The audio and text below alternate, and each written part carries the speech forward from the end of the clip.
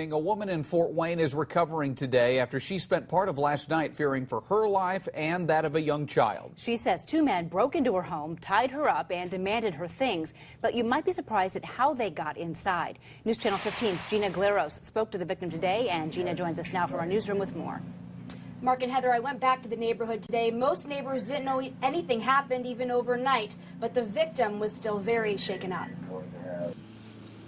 It's a quiet day on Reed Street in southern Fort Wayne. Last night was a different picture.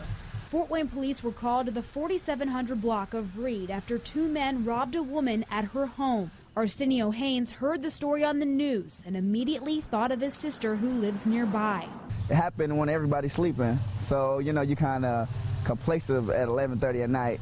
News Channel 15 checked in with the victim today. She didn't want to go on camera, but gave us the scary details. According to the victim, a seemingly polite man knocked on her door, saying he needed a ride and asked to use her phone. She gave him permission to sit on her porch.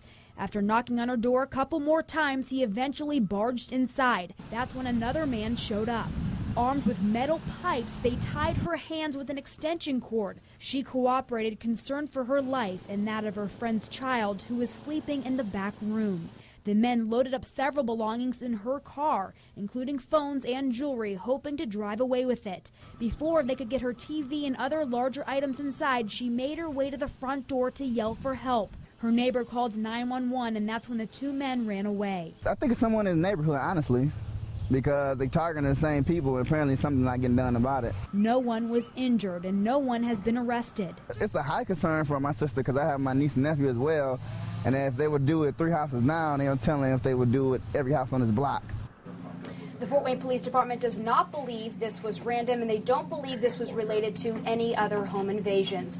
Reporting in the newsroom tonight, Gina Glaros, News Channel 15.